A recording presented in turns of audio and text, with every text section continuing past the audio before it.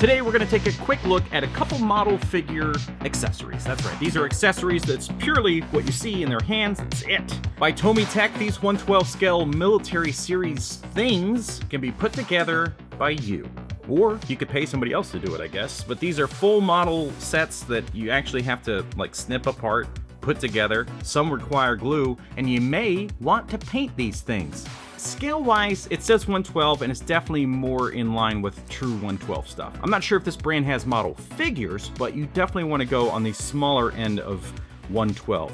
So not your 6-inch stuff, no SH Figuarts, so I could tried it out with Deadpool. It's close, but you can tell he's a little too big for that weapon.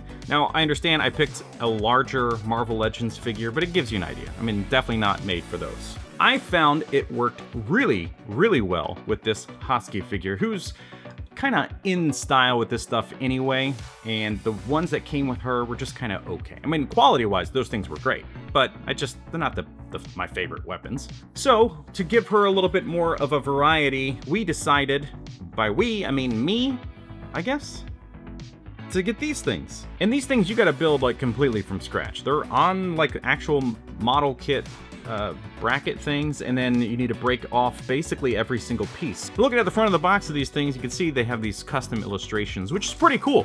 I don't know if these figures exist based on these illustrations, but the weapons most certainly do, minus all of that paint. Up first is the Mosin Nagant.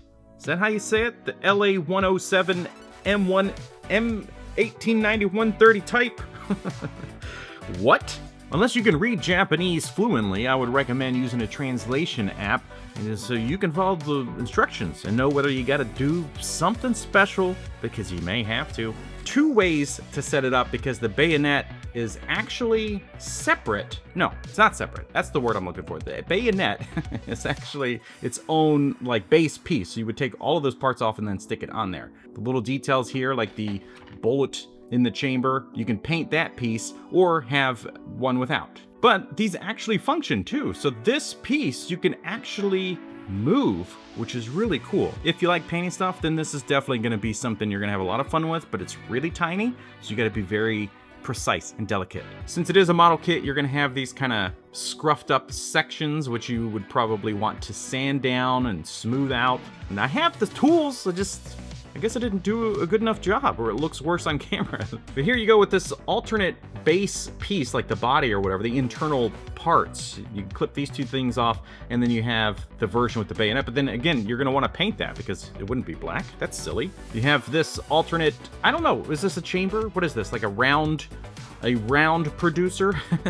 And then the tiny little clip of bullets, which again, you definitely want to paint. But these are pretty fun. This is specifically for the, I don't know, it's the little Armory stuff, but I don't know much about it other than it popped up on Ami on like a new listing a few months back, and I was like, well, what is it? It was like 12 bucks or something like that before shipping and all that. Up next is the M2738 LA098 type.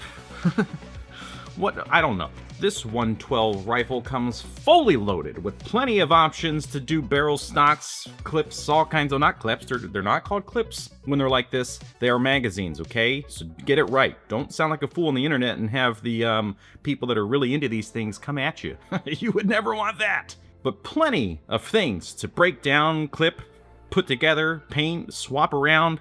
You can build to your heart's content, and then paint it so it actually looks better than this basic plastic thing. But if you don't want to paint it, honestly, these look pretty good. Not only do these come off and this comes out, but some of these items you actually need to glue. Now you can take the barrel out. If you don't glue it, it might be a little too loose and things just start falling off. But if you like to swap things around, glue is not going to be your friend. The laser sight actually does come off as well. When you're building it, you actually attach this piece, and you definitely need to glue it because it doesn't just slide on like some of the other parts. This handle piece, what is this called? I forget. This actually does slide on, so I just slid it on and then glued this piece. There's like a tiny little piece right here that has to get glued on the front and the back for the sight. So it's pretty fun, especially if you are an enthusiast for real life versions of these things, but if you're more action figure based, then you're gonna have some fun building these things. And again, if you want to paint this stuff, you could definitely make these pop. For the magazine on this one, there's 2 styles. I don't know what the difference is, but you also get the versions that if you just want like set up for photography or have the figure holding it in their hands. Again, details are there for the sculpt with the bullets, but you would want to paint those. The bipod just slides on, so this is a pretty simple setup, but you have this, or you have it actually set up and mounted, which is pretty cool. And then you have 2 options for the barrel. You have this one, which is, I don't know if that's a default thing or like some sort of suppressor, I don't know. And then this one with a larger suppressor on the barrel, or an actual suppressor. And that just slides in and out. This one falls off a lot, maybe because of the weight. You have 2 different scope options, which again, you have to glue all these pieces together, the left and the right side, and then you plug the ends in. Boy, words are hard. And this one actually has like the little caps, but they don't do anything. You can't close them or open them or anything. And then you have like a little, I don't know, like a red dot sight. And then this scope, which obviously is a little bit more for range, and it's got all the like knobs and stuff for adjustment, but there are no details of like plastic to include in there to give it that kind of realism, but that's okay. And then again, you have 2 options for the stock. So there you go.